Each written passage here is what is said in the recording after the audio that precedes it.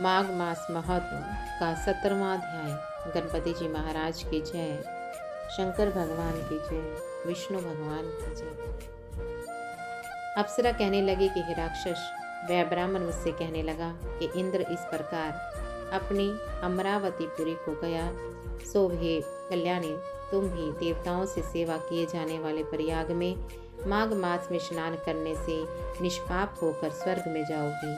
सो मैंने उस ब्राह्मण के यह वचन सुनकर उसके पैरों में पड़कर प्रणाम किया और घर में आकर सभी भाई बंधु नौकर चाकर धन आदि त्याग कर शरीर को नष्ट होने वाली वस्तु समझकर घर से निकली और माघ में गंगा यमुना के संगम पर जाकर स्नान किया।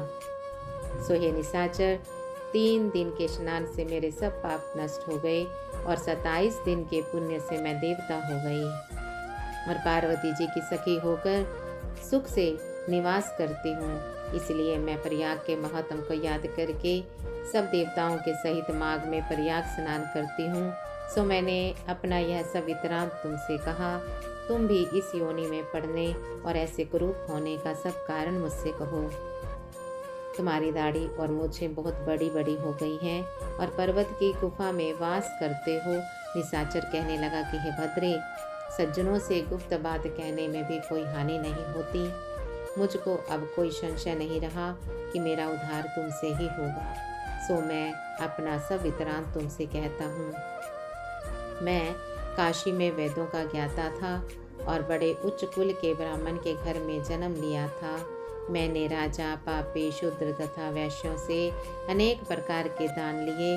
मैंने दान लेने में चंडाल तक को नहीं छोड़ा। उस जन्म में मैंने कोई भी धर्म नहीं किया, वहीं पर ही मृत्यु को प्राप्त हो गया।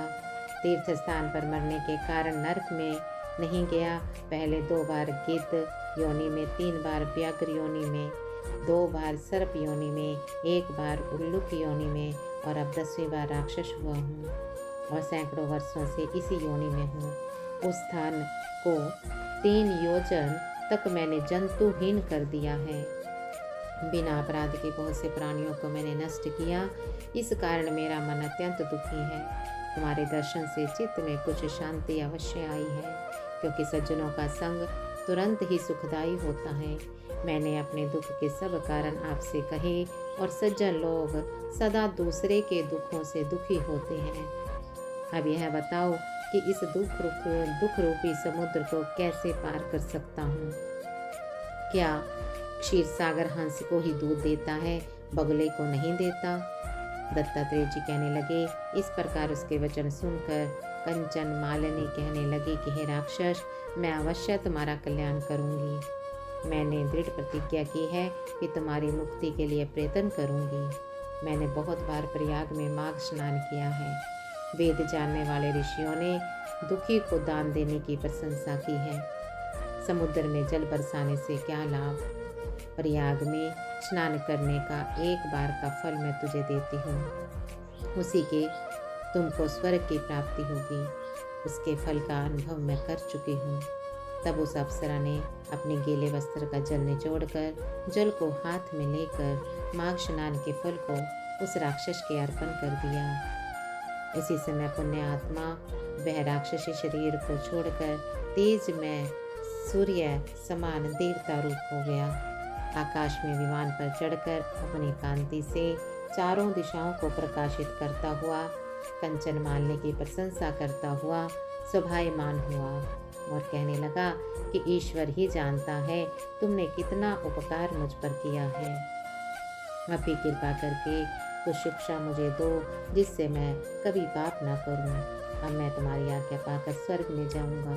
तब कंचन मालिनी ने कहा कि सदा धर्म की सेवा करो, काम रूपी शत्रु को जीतो, दूसरे के गुण तथा दोषों का वर्णन मत करो, शिव और वासुदेव का पूजन करो, इस देह का मोह मत करो, पत्नी पुत्र धनादि की ममता त्यागो, सत्य बोलो, वैराग्य भाव धारण करो, योगी बनो।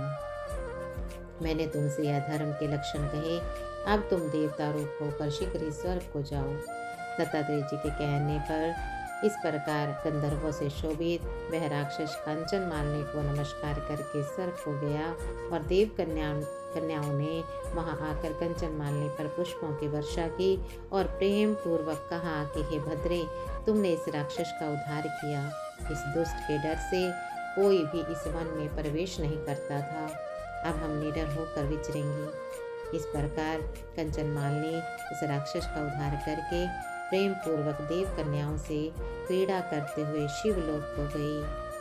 शंकर भगवान की जय, विष्णु भगवान की जय।